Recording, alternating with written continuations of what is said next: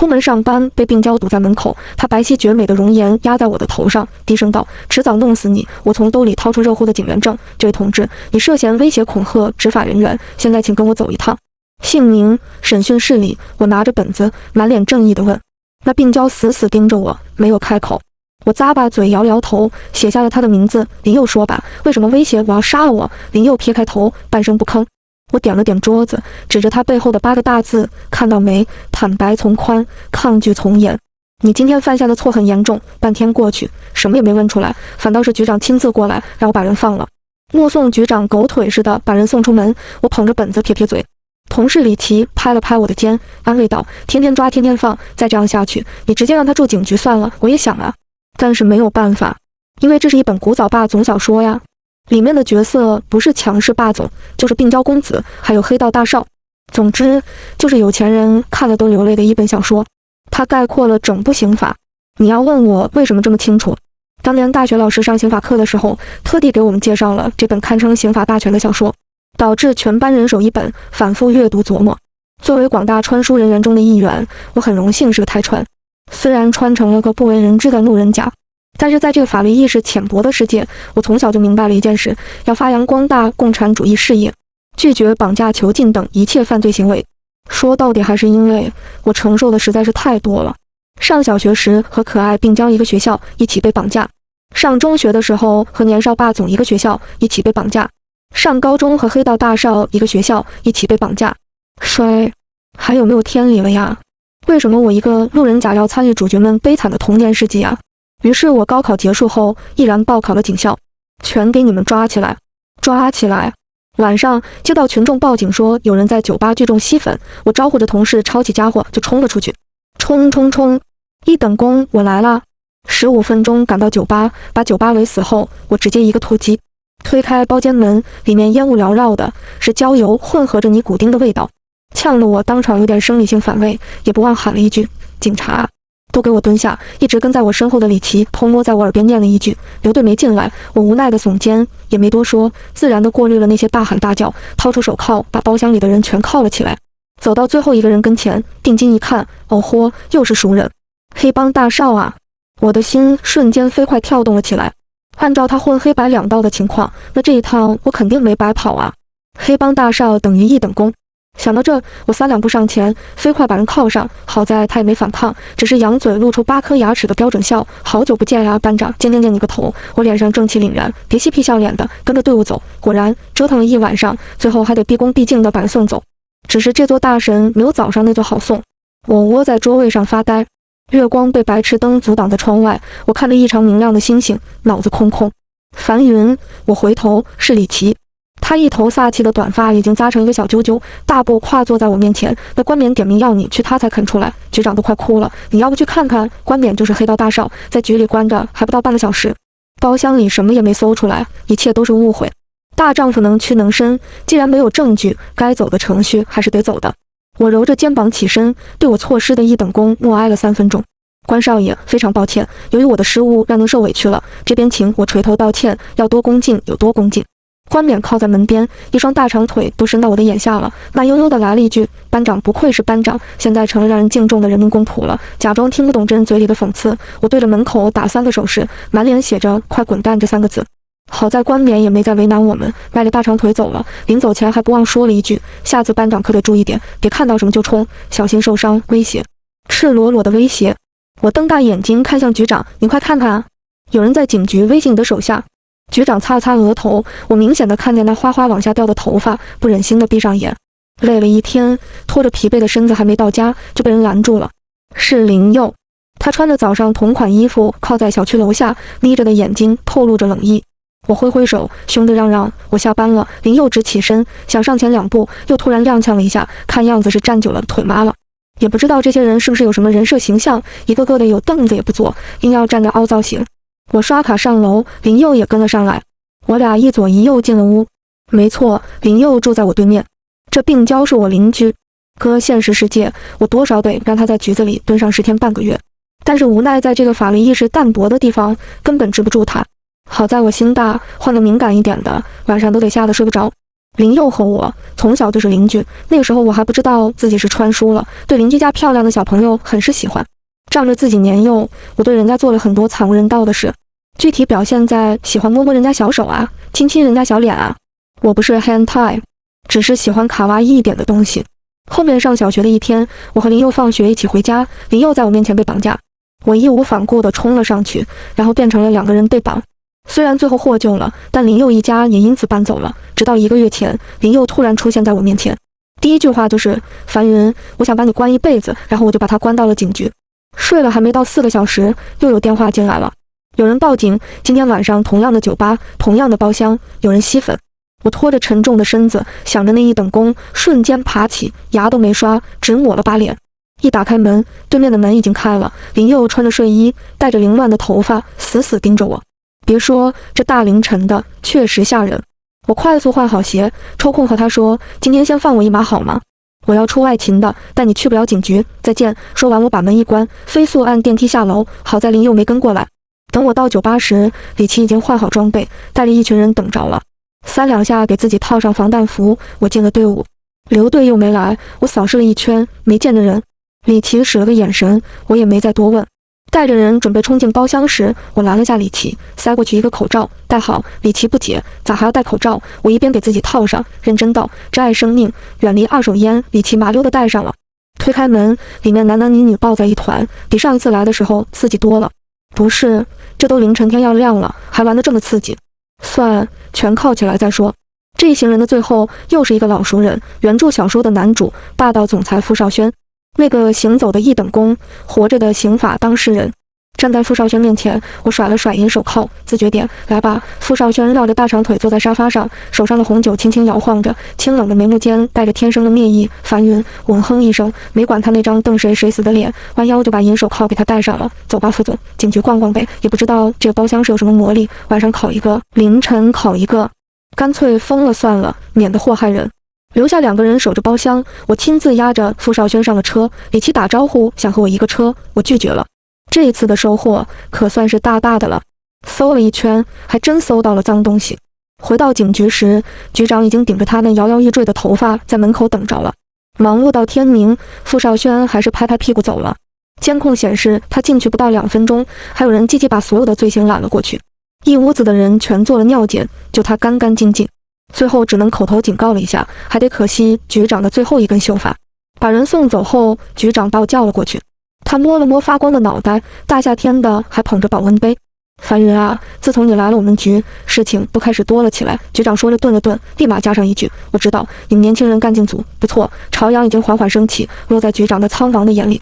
他念叨着，是好事，好事啊，该抓的抓了，该办的办了，早饭的时间都过了。局长给我们放了半天假，我揉着酸痛的身子换了身便服。李琦扬着他的短发走过来，悄悄道：西西，听说这次得上2等功，是吗？我的视线落在地上，阳光像是被李琦利落的短发割出一道口子，晃得我心神不安。接着我郑重地拍了拍他的肩，革命尚未成功，同志仍需努力啊。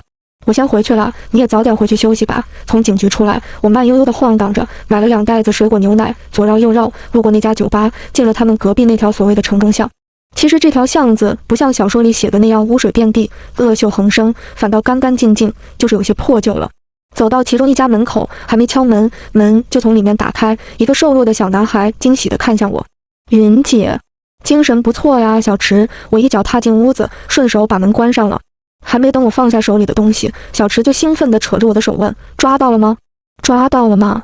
当然，我扬起脖子有些骄傲，你云姐出马，还不是手到擒来？小池兴奋地围着我转了2个圈。是的，昨天的2个报警电话都是我嘱咐小池打的。作为知晓小说全剧情的人，虽说没有一切尽在掌握之中，但也能捋个七七八八。这次毒贩交易在小说里都算是前瞻剧情了，后面还是女主的弟弟因为这场交易死了，才在文里提了一句。而我也等这一刻很久了。傅少轩在小说里只会越来越强，我唯一的优势便是时间。可惜啊，狐狸都不是好抓的。小池端着洗好的水果过来，我拿了个犁田肚子，差点饿死。小池小心翼翼地捧着难得一见的榴莲，小口小口吃着。我看着心酸，实在不死心，又问了一句，要不要和云姐一起住？小池吃东西的手顿了一下，接着眼睛笑成了月牙。你都问了很多遍了，云姐，不用了，我都11岁了，能照顾好自己的，你才是要注意安全啊！这小孩人小鬼大的，我也不好强求。又聊了几句，门外突然传来一声响动，我立马起身走到窗前，外面的动静停下了，一只野猫跳上窗户。小池跟在我的身后安慰道：“没事啦，是小黑，巷子里的猫，经常乱跑的。”我卸下防备，摸了摸小池的脑袋。好啦，云姐先走了，坏人已经抓住了，你以后就好好读书。小池看着我不说话，听到没有，小英雄？好啦好啦，我知道了。云姐你好啰嗦呀。小池有些闷闷不乐的，听话才是好孩子。过2天云姐再来看你。出了城中巷，冠冕站在路口。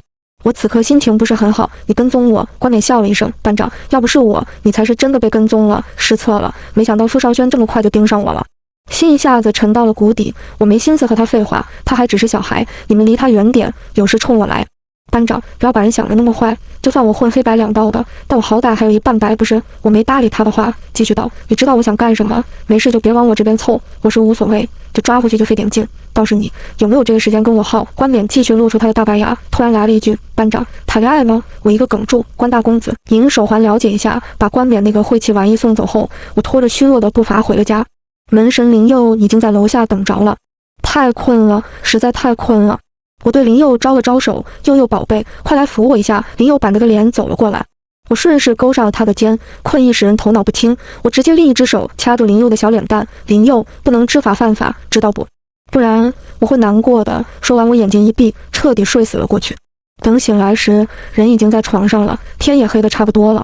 出门开灯，我差点被客厅的玩意给吓死。黑灯瞎火的，林佑在那里削苹果。病娇是这样的吗？我不理解，但我大为震撼。没管他，我进了洗手间，简单洗漱一番，出来就顺走了他的苹果。干啥呢？在这咋不回自己家？林佑黑黝黝的眸子看着我，他很少说话。小时候明明还是一个好骗的软萌小屁孩，比我大却天天跟在屁股后面叫我姐姐。小说里他是因为小时候绑架失去双腿，变成一个彻彻底底的病娇。这回明明啥事也没有，结果看起来还是不太正常。他好歹没有像小说里那样动不动就灭全家了，虽然有些时候说话奇奇怪怪的，总体来说是个乖孩子。头昏脑胀的忙了几天，我整个人都快变成鱼干了。好在这2天琐事少，主要还是调查傅少轩的事情。局长知道了也没多问，算是默认了。只是开头没出现过的刘队长，至今也没看到人影。这天刚下班，我和李琦在房间换衣服，他站在我背后冷不丁来了一句：“樊云啊，你这伤我看了这么多次，现在看还是觉得有些触目惊心啊。”房间里没有镜子，但是我也知道我背后的伤口有多大。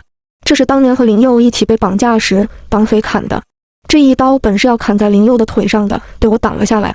随着年龄的增长，疤痕也越来越大，像是横过我整条脊椎，由上至下。我伸手挠了挠，嗨，这叫什么？天生的使命，保卫人民群众的安全。李琦扑哧一下，就你会说，换好衣服，还没踏出警局，就接到有人报案，有个小孩被车撞死了。我的心突如其来有些不安，衣服也来不及换回去，跟上车去了案发现场。和热闹夜市隔了一条马路的是漆黑安静的公园，而靠近公园的地方躺着一具瘦弱的小孩尸体，他的脸色满是血迹，眼睛睁大着看着前方，身边撒了一地的玫瑰。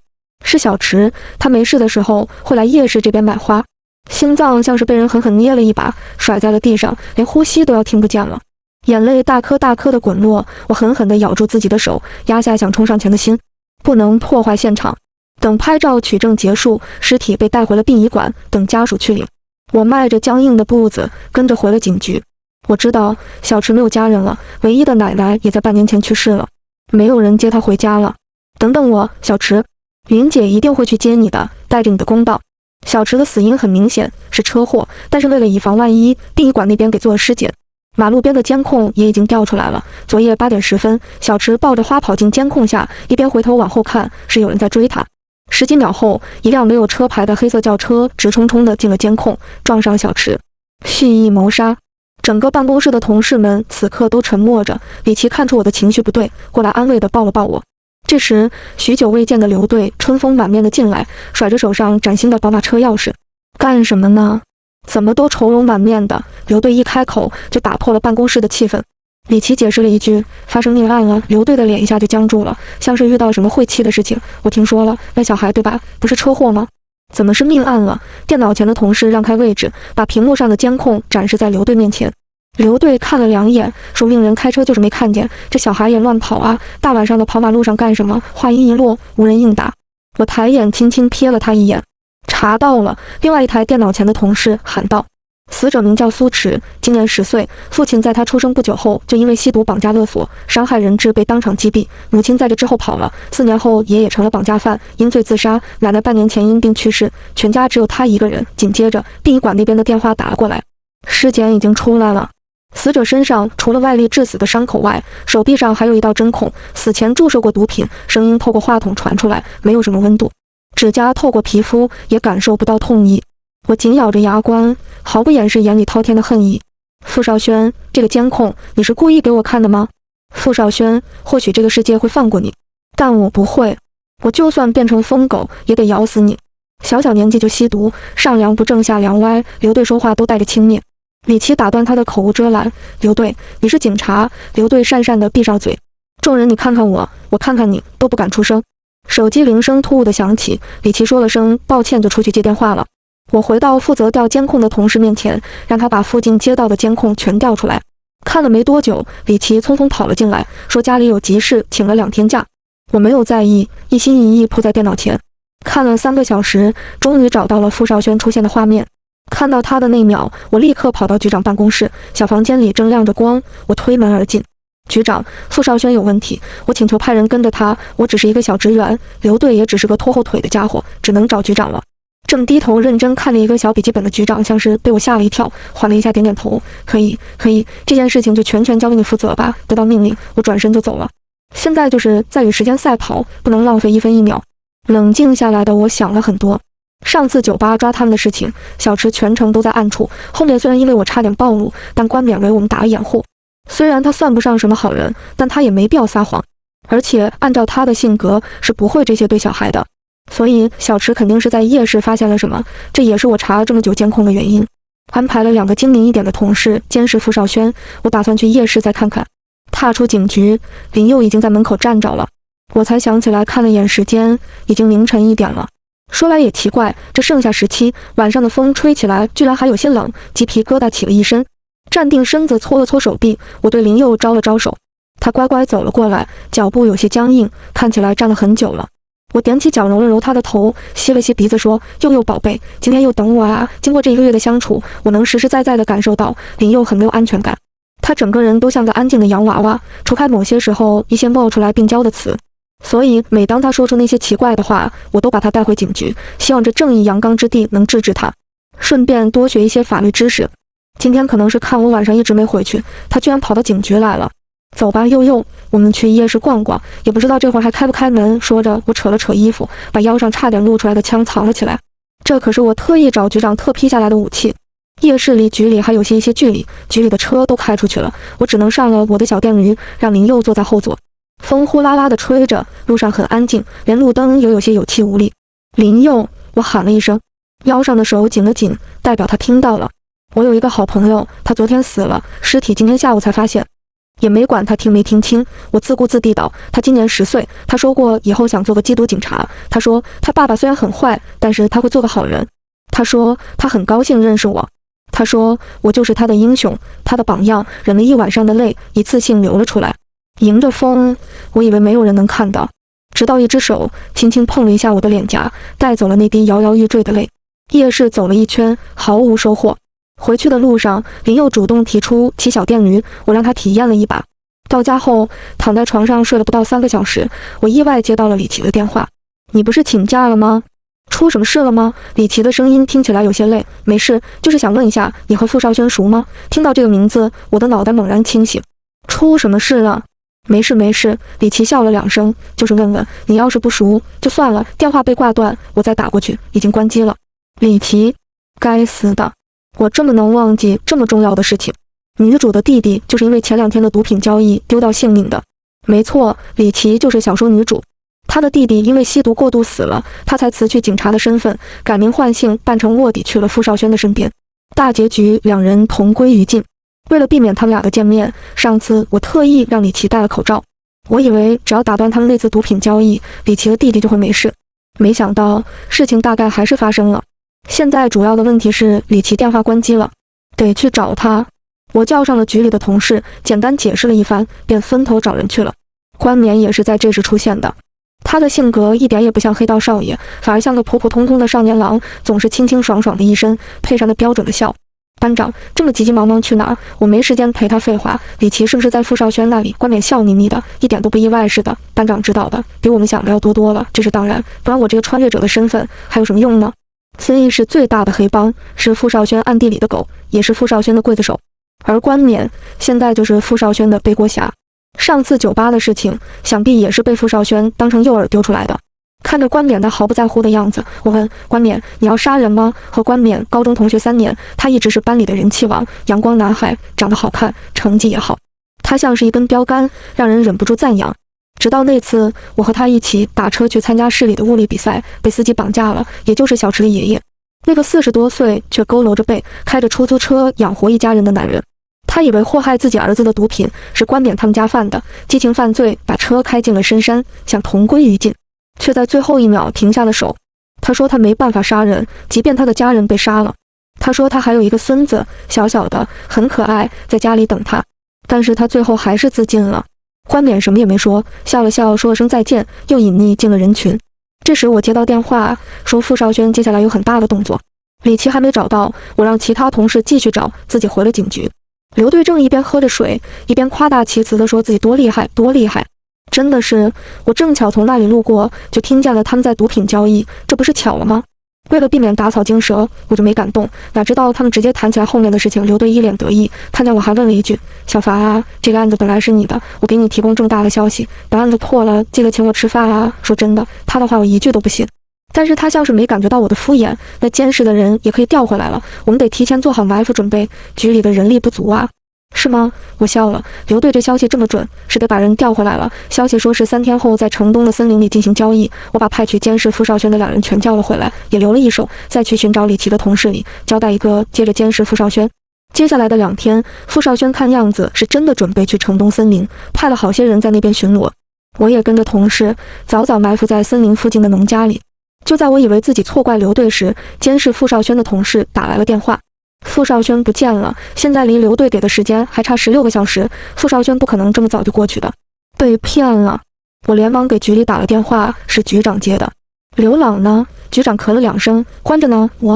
我看他在你工位鬼鬼祟祟的晃来晃去，就关起来了。我只能说，干得漂亮，我亲爱的局长。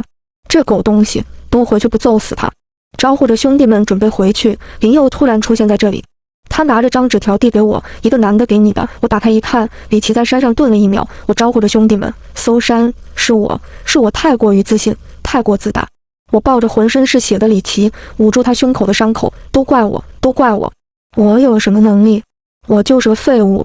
我自大妄为，我凭什么认为自己能改变这一切？没有我，你们都不会死。都是我的错。李琦嘴角发出呼噜的呼吸声，握住我的手，指了指被同事抱在怀里的少年。樊云，你救救我弟弟，他不是故意的。好，你先别说话，医生马上就来了。我的眼睛已经被泪蒙住了，但顾不上擦。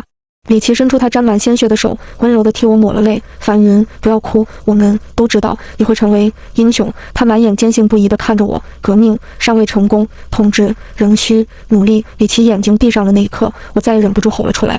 我抱起他，朝阳闯过层层树林，洒在他锋利的短发上，也悄地盖在他的身上。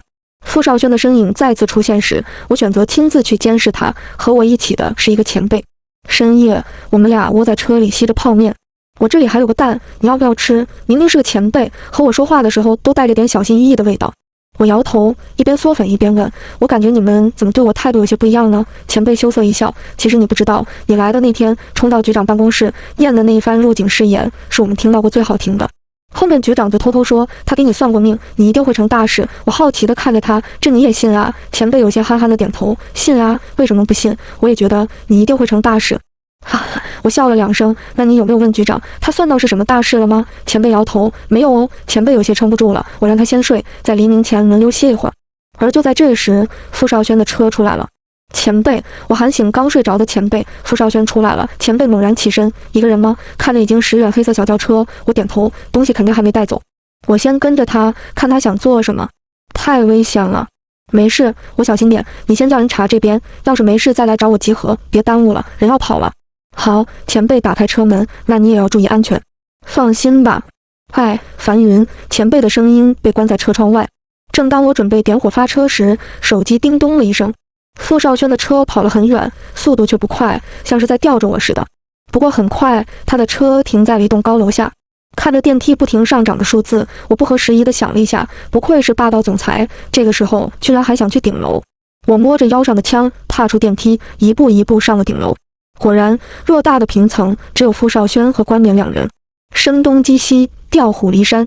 傅少轩坐在不知哪来的凳子上，双腿交叠着对着楼梯口，手中的烟明明灭灭。他笑道：“樊云，又见面了。”紧接着，身后被个东西顶着，腰上的枪一秒就被扫落到地。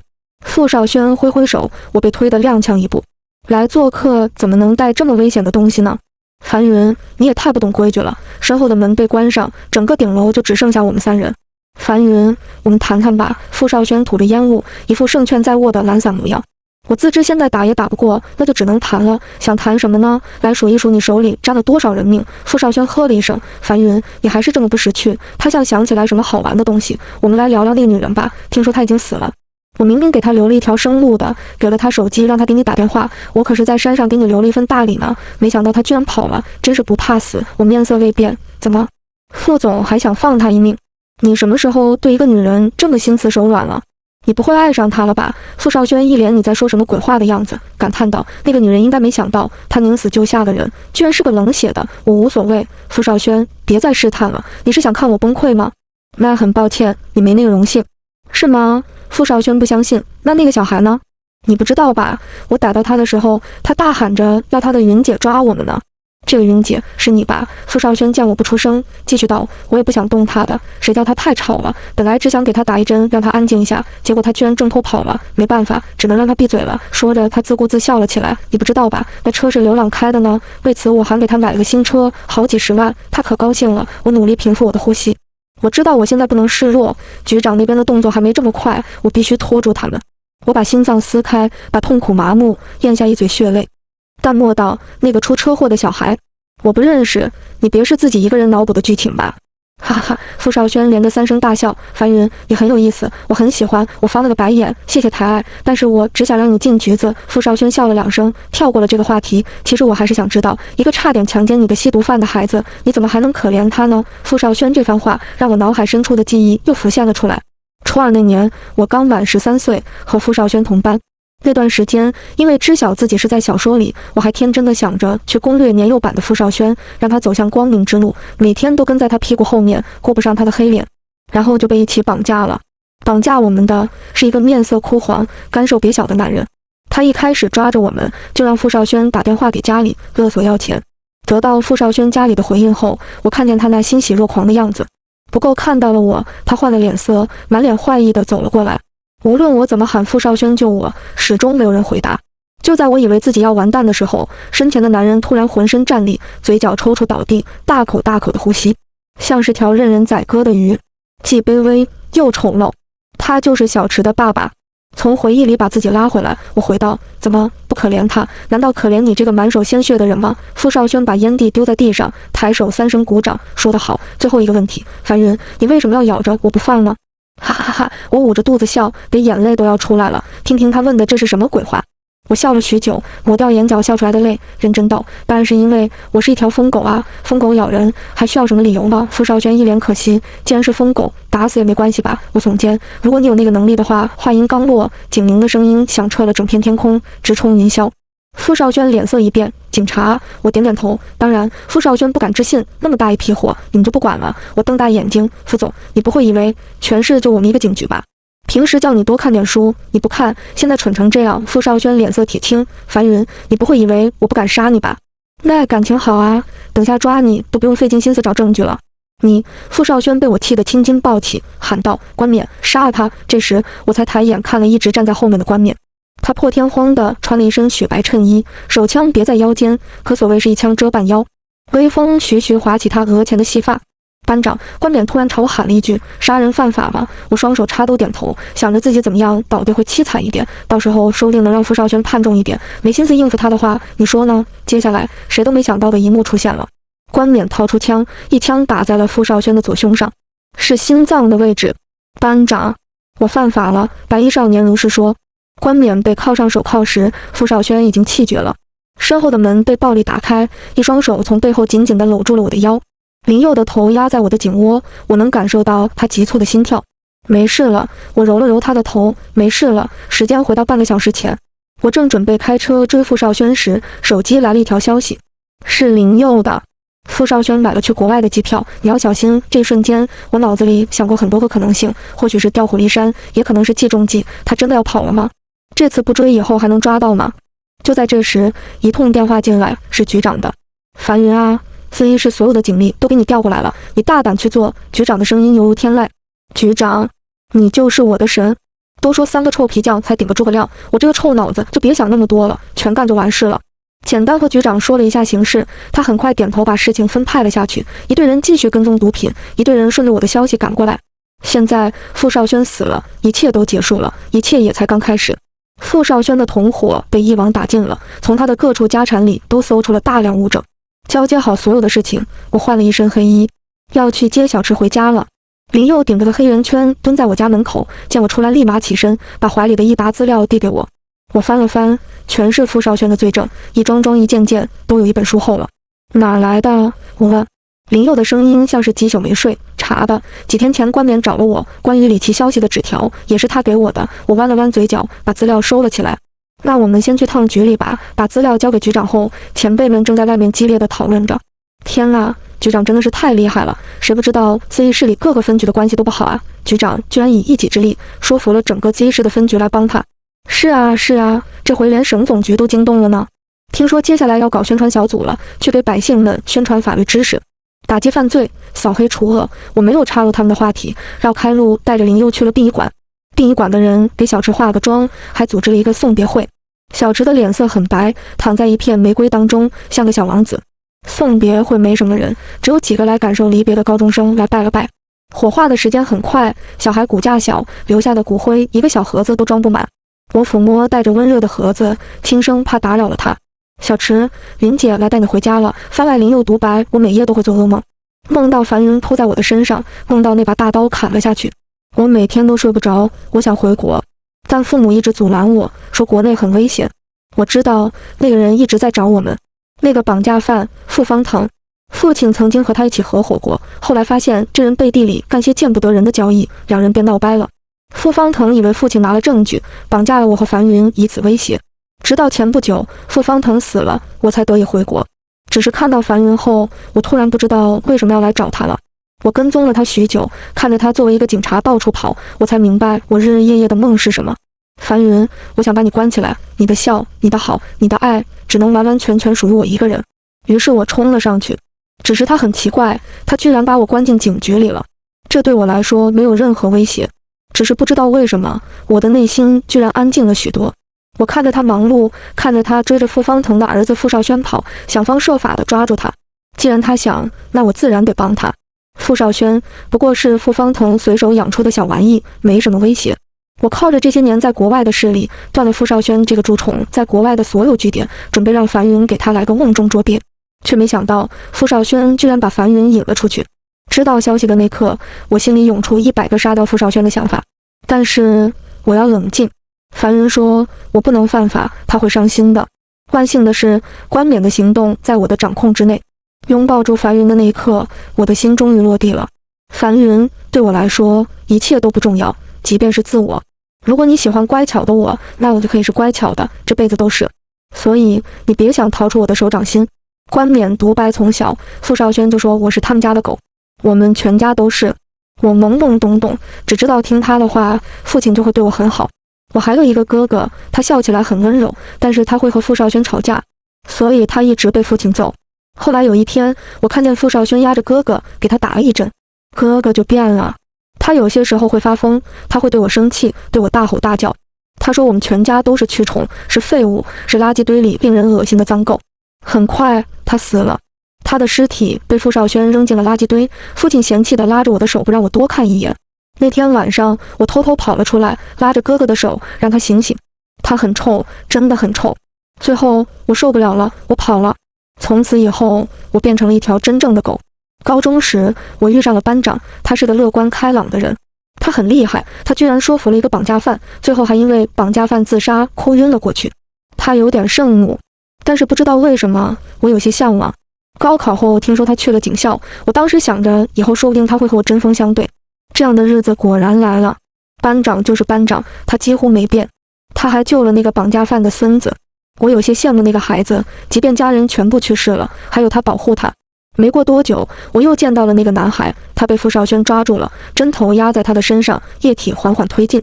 这一刻，我想起了那块忘了模样的哥哥，我鬼使神差地上前，假装不小心推了一把。小孩跑了，他跑得很快，但也快不过一辆急速冲去的车子。小孩的身子像蝴蝶一样轻轻地飘起，又重重地摔落。这一刻，我感觉心底有什么东西冒出来了。